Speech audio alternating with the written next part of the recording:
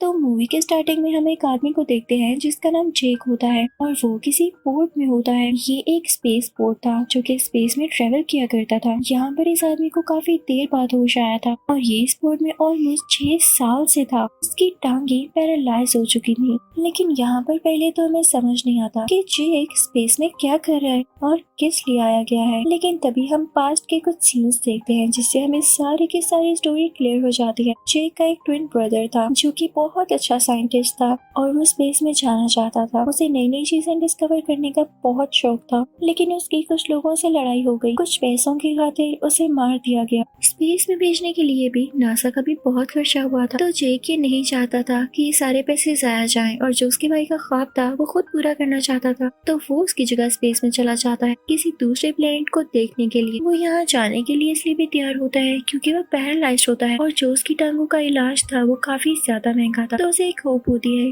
कि जिस मिशन पर वो जा रहा है अगर वो उसमें कामयाब हो गया तो काफी ज्यादा पैसे अर्न कर सकता है और फिर वो उनको यूज करते हुए अपना इलाज करवाएगा। होता तो वो बहुत हार्ड वर्किंग है। बेशक उसकी टांगे नहीं होती लेकिन वो बहुत स्ट्रॉन्ग होता है। तो उसे खुद पर यकीन होता है कि ये वो कर लेगा। अगर बात कर ली जाए उस प्लेनेट की तो उस प्लेनेट पर ऑक्सीजन नहीं होती। उसके साथ और भी जो लोग जाने वाले थे वो सब एक जगह पर इकट्ठे होते हैं जहाँ पर वो अपने लीडर से मिलते हैं। तो उनका लीडर उन्हें समझाने लगता है कि तुम लोगों ने किस तरह से वहाँ के हालात को फेस करना है और वहाँ पर अगर किसी क्रिएचर से सामना होता भी है तो उसको किस तरह से हराना है या उसे कैसे बचना है। तभी जेक यहाँ पर एक आदमी से मिलता है और इन दोनों की ट्रेनिंग 3 साल एक साथ हुई थी। तो इनमें काफी अच्छी जान पहचान थी। तो वो आदमी जेक को उसका अवतार दिखाता है।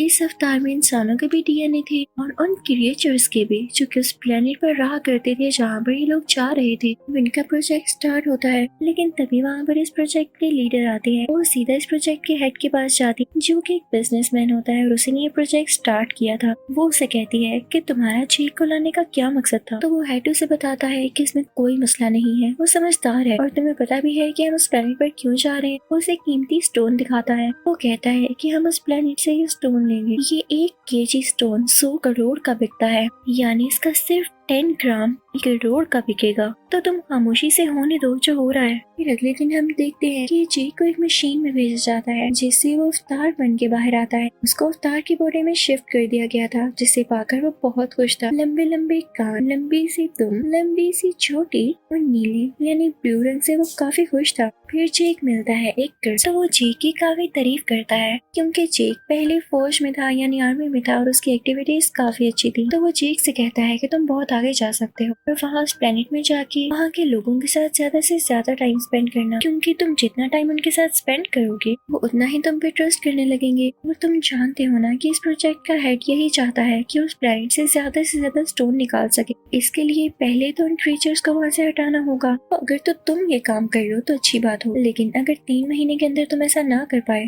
तो हमें मजबूरन यानी ना चाहते हुए भी वहाँ पर हमला करना होगा और जंग छिड़ जाएगी, क्योंकि स्टोन तो हमने पाना ही पाना है। वो उसे कहता है कि इसके बदले में मैं तुम्हारी टांगे भी ठीक करा के दूंगा। तो इस चीज के लिए जेक मान जाता है। वो लोग उस प्लेनेट पर पहुंच जाते हैं। वहाँ जाते ही जेक जो कि अब एक अवतार होता है काफी खुश होता है, चीजों को छूने लगता है। तभी वो देखता है कि वहाँ पर बड़े बड़े जानवर हैं। एक अजीब सा जानवर जेक के पीछे बढ़ जाता है तो जेक एक झरने में छलांग लगा देता है, लेकिन अब वो अपनी टीम से अलग हो चुका था। वहाँ पे जेक अपने लिए एक नेजा तैयार करता है। उस तरफ उसकी टीम उसे काफी ढूंढती है लेकिन उसे नहीं मिलता।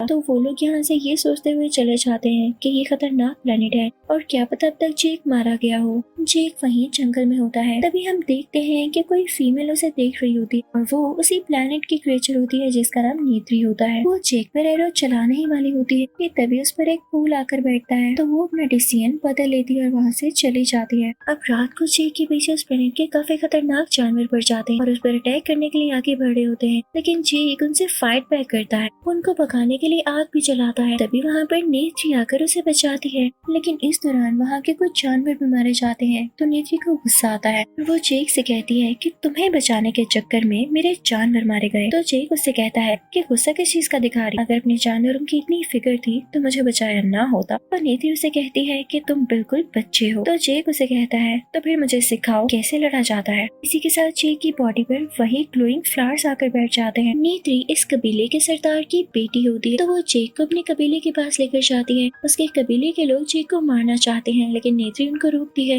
तो ये बात एक और क्रिएचर को अच्छी नहीं लगी। ये वही क्रिएचर होता है जो कि अब आगे जाकर इस कबीले का सरदार बनने वाला था। लेकिन नेत्री की माँ जो कि वहाँ की रानी होती है, नेत्री से कहती है कि तुम्हें मैं इजाजत देती हूँ, तुम जेक को चीजें सिखा सकती हो। दूसरी तरफ हम देखते हैं कि जेक की असल दुनिया में आंख खुलती है, यानी उसी पोर्ट में। तो वो सबको बताने लगता है कि मैंने उन लोगों का ट्रस्ट जीतने के लिए पहला स्टेप तो पार कर लिया है, जिसे सुनकर सब लोग काफी खुश होते हैं। अब नेत्री जेक को काफी चीजें सिखाने लगती है, जैसे कि हॉर्स राइडिंग वगैरह। दूसरी तरफ हम इस प्रोजेक्ट के लीडर को देखते हैं जो कि अपनी टीम को लेकर इस जगह पर आ जाती है। वहाँ पर इनका एक छोटा सा कैबिन होता है पहाड़ों के ऊपर, जो कि बादलों में उड़ सकते थे। ये बहुत ही चार्मिंग व्यू है। उस तरफ जेक की ट्रेनिंग आहिस्ता आहिस्ता शुरू हो जाती है। देखते ही देखते जेक की काफी अच्छी ट्रेनिंग हो जाती है और वो वहाँ की सब बातें सीख जाता है। हॉर्स राइडिंग करना, वहाँ शिकार कैसे करना है, और सबसे बड़ी बात नेचर से प्यार करना। अब नेत्री जेक को एक जगह पर लेकर जाती है जहाँ पर वो उसे एक परिंदे से मिलवाती है। वो उसे कहती है कि ये उड़ सकता है और पता है इसकी खासियत क्या है, कि ये अपना राइडर खुद ही चुनता है और सारी जिंदगी उसी के साथ सिंसियर रहता है और उसी को लेकर उड़ता है, उसके अलावा किसी को नहीं चुनता। कि इसमें खतरे वाली बात ये है कि इसको चुनने से पहले तुम्हें भी बहुत केयरफुल रहना होगा, ये तुम्हें मार भी सकता है। अब ऐसे ही होता है, लेकिन जल्द ही जेक उस परिंदे को चुन लेता है और उस पर काबू पाकर उड़ने लगता है। नेत्री और जेक अपने अपने परिंदों पर उड़ रहे होते हैं और काफी एंजॉय कर रहे होते हैं। जहाँ पर इन्हें एक दरख्त भी नजर आता है। वो जगह काफी खूबसूरत होती है, लेकिन तभी इनके पीछे एक खौफनाक परिंदा पड़ जाता है। तो ये लोग जल्दी उससे लड़के उसे हरा देते हैं और अपनी जान बचा लेते हैं। तो नेत्री जेक को बताती है कि ये मेरे एंसेस्टर्स की सवारी हुआ करती थी, इस पर सवारी करना बहुत मुश्किल है और इसके बारे में ये माना जाता है कि ये दुखों को खत्म कर सकता है और प्रॉस्पेरिटी ला सकता है। अब जेक को यहाँ पे 3 महीने गुजर जाते हैं तो कर्नल उसे वापस बुलाता है और कहता है कि जो काम मैंने तुम्हें कहा था लगता है वो तुम भूल रहे हो। तो जेक कहता है कि नहीं, मैं भूल नहीं रहा,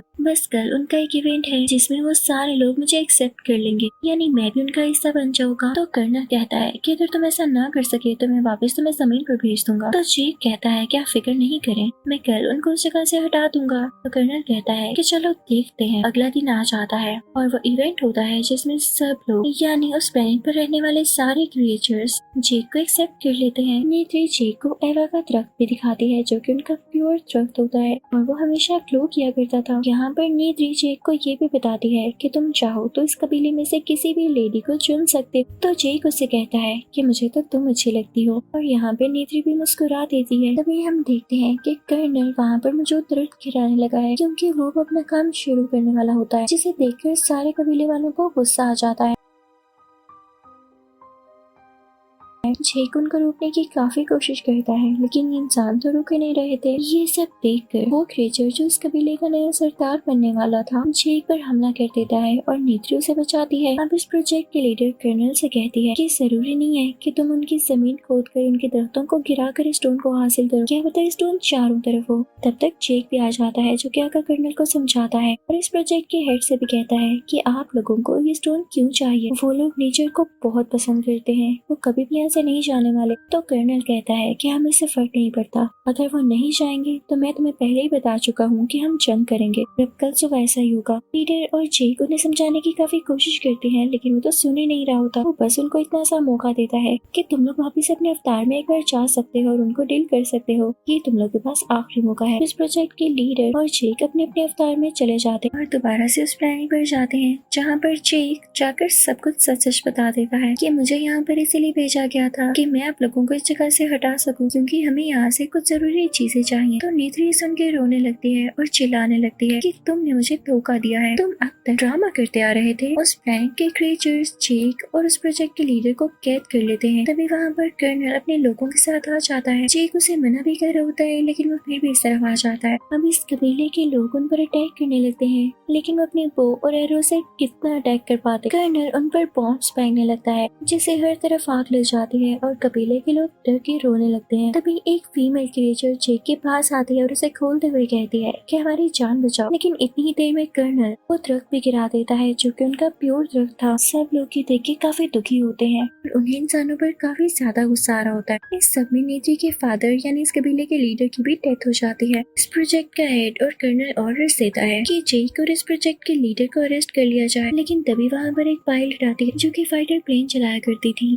वो उनको आकर बच जाती है। अब ये सारे लोग एक और स्पेसशिप में होते हैं जहाँ पर कर्नल की फायरिंग की वजह से इस प्रोजेक्ट की लीडर जख्मी हो चुकी होती है। यहाँ पर जेक दोबारा से अपने अवतार में आ जाता है, लेकिन जेक देखता है कि यहाँ के सारे लोग किसी और जगह चले गए और वो वहीं पर होता है जहाँ पर उनका प्योर थ्रस्ट गिर चुका था। उन्हें लग रहा था कि जैसे जेक भाग चुका है और वो इनकी मदद के लिए कभी भी नहीं आएगा, लेकिन अब की बार जेक उसी परिंदे पर सवारी करता हुआ था जिस पर नेत्री के एंसेस्टर्स ने सवारी की। इन लोगों का यही मानना था कि जो इस परिंदे पर सवारी करेगा वो गम के बादलों को भी हटा सकेगा, यानी प्रोस्पेरिटी ला सकेगा। तो जब जेक इस परिंदे पर इनके पास आता है तो सब लोग बहुत खुश होते हैं और ये सोचते हैं कि वाकई जेक दूर नहीं भागा था, बल्कि अब तो वो आ गया है हमारी मदद करने के लिए। तो नेत्री भी बहुत खुश होती है। जेक वहाँ नेत्री की मदर से बात शेयर करता है कि मेरे एक साथी जख्मी है, क्या उसे बचाने का कोई तरीका है। तो वो उसे ये बताती है कि हाँ, अगर वो अपने अवतार में वापस आ जाए तो चांसेस है, लेकिन एट लास्ट वो प्रोजेक्ट लीडर को चाक कर भी नहीं बचा पाते और उसकी डेथ हो जाती है। तो जेक इस कबीले में ऐलान करता है कि हम कर्नल के खिलाफ लड़ाई करेंगे और सब लोग उसकी तरफ हो जाते हैं और उसका साथ देने के लिए तैयार हो जाते हैं। ये तादाद में यानी क्वांटिटी में बहुत ज्यादा होते हैं जिसकी वजह से कर्नल भी डरा होता है। लेकिन मसला ये था कि उसके पास बहुत बड़े बड़े जंग के जहाज और एडवांस वेपन्स थे, लेकिन जेक और बाकी कबीले वालों के पास सिर्फ तीर कमान यानी बो और एरो था। लेकिन जेक इस बात पर इतना ध्यान नहीं देता क्योंकि वो इस प्लेनेट को अच्छी तरह से जानता है और वो ठान लेता है कि वो जरूर इस प्लेनेट के लिए और नेचर के लिए लड़ेगा। वो उसी प्योर दरख्त के पास जाता है और उससे कहता है कि आप हमारी मदद करें, कर्नल यहाँ नेचर को तबाह करने आ रहा है, वैसा होने मत दीजिएगा। अब कर्नल अपना हमला कर देता है। वो बहुत ज्यादा आर्मी को अपने साथ लेकर आया था। वो सबसे पहला शूट उसे प्योर दरख्त की तरफ करता है, लेकिन इससे पहले ही वहाँ पर उस प्लेनेट के क्रिएचर्स आ जाते हैं जिन्होंने अपने घोड़ों तक को तैयार कर रखा था। जेक भी उसी ब्लू परिंदे पर आ रहा होता है। इन सब के पास तीर कमान था, लेकिन कर्नल और उसके साथी इन लोगों पर भारी पड़ रहे थे अपने एडवांस वेपन्स और स्किल्स की वजह से। लेकिन दूसरी तरफ इस प्लेनेट के क्रिएचर्स में काफी ज्यादा स्ट्रेंथ थी क्योंकि ये अपनी विल पावर को सबसे आगे रखते थे और यही सबसे स्ट्रॉन्ग बात थी। कर्नल वहाँ पर काफी ज्यादा क्रिएचर्स पर अटैक करने लगता है। तभी वहाँ पर वो फाइटर पायलट आती है, लेकिन इससे पहले कि वो जेक को बचा पाती कर्नल उस पर भी फायरिंग शुरू कर देता है, जिसकी वजह से नेत्री का वो परिंदा भी जख्मी हो जाता है। काफी तबाही होने लगती है। इस फायरिंग की वजह से इस कबीले का नया सरदार भी मारा जाता है जो कि जेक का मजाक उड़ाया करता था। अब कर्नल का अगला टारगेट होता है वही प्योर दरख्त, क्योंकि उस पे हमला करके ये इन लोगों पर कंट्रोल करना चाहता था। समय नेत्री भी काफी घबराई हुई होती है, लेकिन यहाँ भी इससे पहले कि उस दरख्त पर कोई हमला करता जेक की दुआ कबूल हो जाती है जो कि उसने उसी प्योर दरख्त के सामने की। दूसरी तरफ से बड़े बड़े परिंदे आने लगते हैं जिन पर गोलियों का भी कोई असर नहीं हो रहा था। वो कर्नल पर और उन सब लोगों पर जिन्होंने वेपन्स पकड़े होते हैं अटैक करने लगते हैं। ये वेपन्स गिराने लगते हैं। जिस जहाज से लोग एक्सप्लोजन करने वाले थे जेक उस पर हमला करके उसे गिरा देता है, तो वो जहाज तबाह हो जाता है। एक्सप्लोजन होने से भी बच जाता है। अब जेक कर्नल के जहाज पर भी हमला करता है जिससे उसका जहाज भी तबाह हो जाता है। तो कर्नल अपने जहाज से नीचे जंप लगा देता है, लेकिन जेक दरख्तों में अटकर बच जाता है। तभी कर्नल को वो कैबिन नजर आता है जिसमें जेक होता है, यानी जेक का ह्यूमन वर्जन जो कि भी बेहोश था। तो वो सोचता है कि इस पर हमला करके जेक को ही मार डाले, तो जेक के मरने के बाद इसका अवतार कैरेक्टर भी खत्म हो जाएगा। लेकिन इससे पहले ही वहाँ नेत्री आ जाती है। वो कर्नल से काफी लड़ती है, लेकिन यहाँ पर वो कमजोर पड़ रही होती है और तभी वहाँ पर जेक आ जाता है। जेक कर्नल को अपने ह्यूमन वर्जन को मारने के लिए रोकता है, लेकिन कर्नल उसकी चोटी पकड़ लेता है और उसे ऊपर हवा में उठा लेता है। उसे काफी ब्लैकमेल कर रहा होता है कि मैं तुम्हें अब मार डालूंगा। लेकिन इससे पहले कर्नल जेक को हाथ भी लगाती थी, वहाँ आके अपना तीर चलाती है जो कि सीधा कर्नल को लगता है और अब इस बार कर्नल वाकई मारा जा चुका था। तभी जेक भी बेहोश हो जाता है क्योंकि उसे भी चोट आई थी और वो अपने ह्यूमन वर्जन में कैबिन में वापस आ जाता है। उसे सांस नहीं आ रहा होता क्योंकि यहाँ पर ऑक्सीजन काफी कम होती है, लेकिन तभी यहाँ पर नेत्री आती और उसे ऑक्सीजन मास्क लगाती है। दोनों स्माइल करते हैं क्योंकि नेत्री ने जेक की जान बचाई थी और जेक ने नेत्री का प्लैनेट। मूवी के लास्ट सीन में हम देखते हैं कि बाकी सब इंसानों को जमीन पर भेज दिया जाता है और सिर्फ जेक को वहाँ पर रखा जाता है और उसके साथ कुछ सिलेक्टेड लोगों को जो कि इन क्रिएचर्स के साथ मिलकर रहने वाले थे। जेक को हमेशा के लिए उसकी बॉडी से निकाल के इस अवतार कैरेक्टर में ही बदल दिया जाता है और अब वो नेत्री के साथ और इस प्लेनेट में काफी ज्यादा खुश होता है। इसी के साथ इस मूवी का एंड होता है।